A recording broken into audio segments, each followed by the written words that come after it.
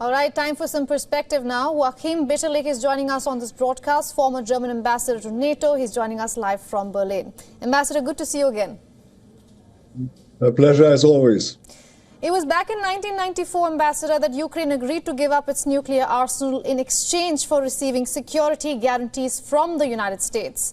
Today, Kiev is almost threatening the West for it. How do you think this is going to sit with Washington, D.C.? Well, please bear in mind, no one is telling you that the Memorandum of Budapest 1994, where Ukraine has given back the nuclear weapons of the Soviet Union to Russia, has been at the same time, in my personal view, an agreement to disagree.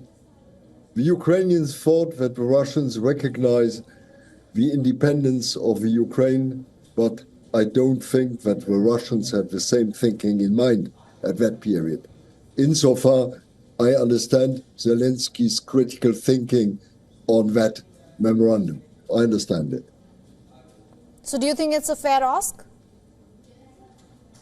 Well, when he says either NATO or nuclear weapons, well, for me it's not a provocation. It's either a delusion of grandeur or it signifies the desperate situation in which Zelensky and the Ukraine are, or seem to be.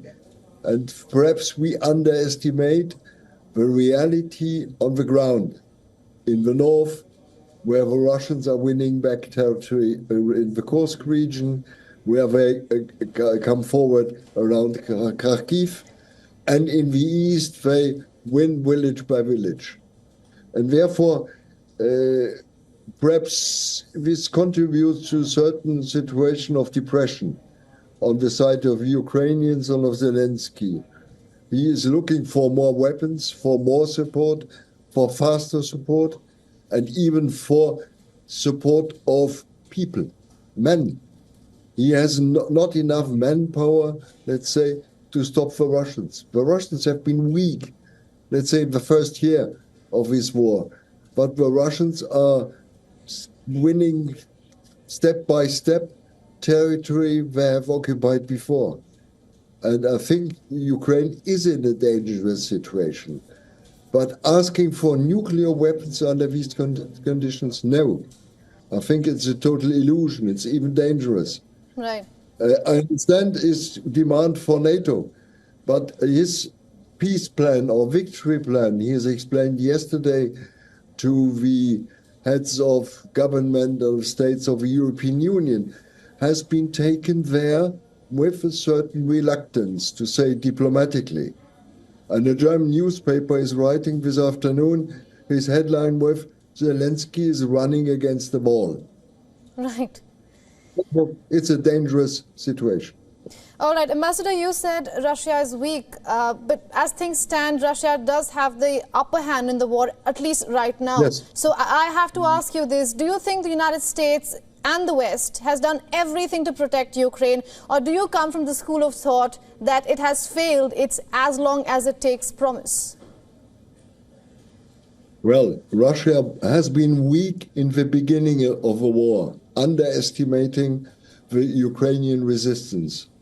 Russia is winning back step by step.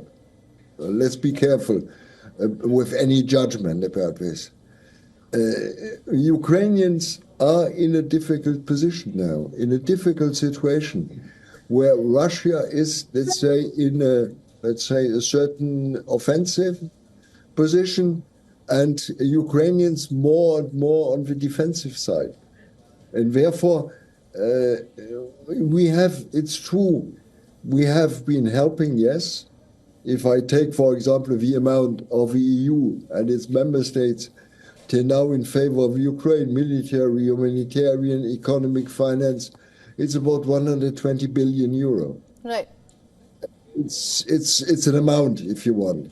On the other hand, it's true, we have not done, let's say, the right things from the beginning. I'll give you one example.